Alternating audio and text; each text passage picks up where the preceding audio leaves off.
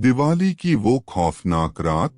सब लोग यह तो जानते हैं कि दिवाली जगमगाती रोशनी और लाइट्स का त्योहार है, पर जो ज्यादातर लोग नहीं जानते वो ये है कि दिवाली की रात अमावस्या की रात होती है और हर अमावस्या की रात काली शक्तियां सबसे ज्यादा ताकतवर हो जाती हैं।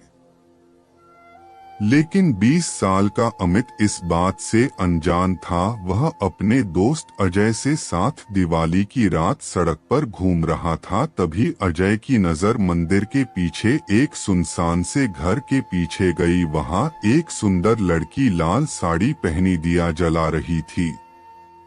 अजय अमित को लेकर उस घर के पास चला गया। जैसे ही दोनों वहां पहुंचे उन्होंने देखा कि पूरा घर दियों से सजा था। उन्हें बालकनी में खड़ी वह सुंदर लड़की नजर आई। उसने फिर वही मन लुभाने वाली मुस्कान देकर उन दोनों को अंदर बुलाने का इशारा दिया। घर अंदर से भी उतना ही खूबसूरत सजा हुआ था जितना कि बाहर से। मेज पर खाने के लिए अलग अलग चीजें रखी हुई थी।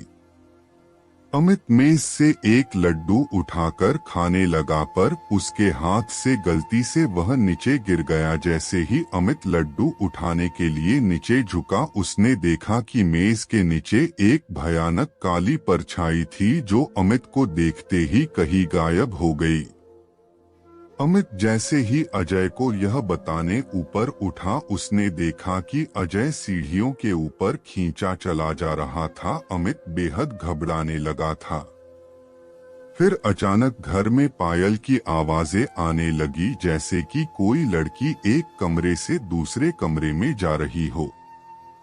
अमित उस आवाज के पीछे पीछे सीढ़ियों से ऊपर चला गया, लेकिन ऊपर जाते ही उसे कमरे के अंदर पंखे से लटकी हुई एक लाश दिखी। अमित उस लाश का चेहरा देखकर बुरी तरह कांपने लगा, क्योंकि वो किसी और की नहीं बल्कि अजय की ही लाश थी। अमित डरते डरते पीछे मुड़ा तो उसके ठीक सामने वही सुंदर लड़की खड़ी थी और उसे देखकर मुस्कुरा रही थी। पर इस बार अमित को वह मुस्कान मन लुभाने वाली नहीं बल्कि बेहद डरावनी लग रही थी। अचानक घर की सारी लाइट्स बंद हो गई। वह घर धीरे धीरे एक खंडहर में बदल गया। वह लड़की अब भी अमित को देखकर मुस्कुरा रही थी। अचानक लाल साड़ी पहनी हुई उस लड़की के बाल सफेद और लंबे होने लगे और आंखें एकदम लाल पड़ गई और चेहरा एकदम डरावना हो गया था। अमित उसे देखकर एकदम सुन्न पड़ गया था। वह लड़की हाथ में चाकू लिए अमित की तरफ बढ़ रही थी। अमित ने किसी तरह अपना होश संभाला और बिना कुछ सोचे सीधा घर से बाहर भागा, लेकिन वह लड़की अभी भी अमित के पीछे पीछे आ रही थी।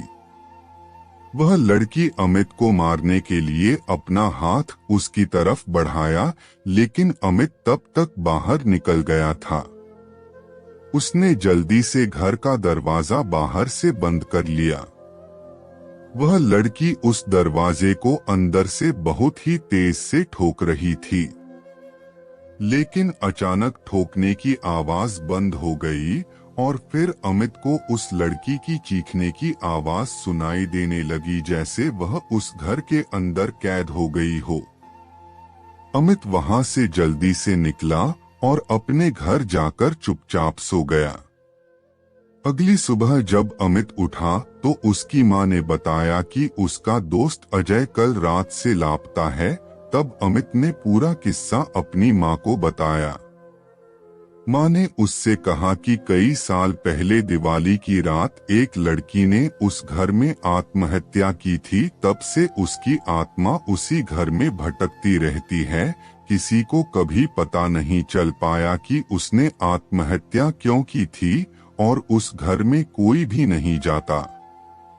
यह बात सुनकर अमित पूरी तरह हिल गया। उसे यकीन नहीं हो रहा था कि जो भी उसके साथ हुआ वह एक बुरा सपना था। पर उस रात के बाद उसका दोस्त अजय अभी तक वापस नहीं आया और अमित को आज भी दिवाली की वो खौफनाक रात और उस लड़की की भयानक चीखें सोने नहीं देती। कुछ दिन के बाद अजय आया। अजय को एक तांत्रिक ने पकड़ लिया था। अजय अपना जान बचाकर भाग गया उस जगह से और घर आया। अमित ने अजय को दिवाली का कहानी सुनाई। हमारी कहानी आपको पसंद आए तो हमारे YouTube चैनल को सब्सक्राइब करे, बेल आइकॉन ऑल पर करे ताकि हमारी कहानी आप तक सबसे पहले पहुंचे। धन्यवाद।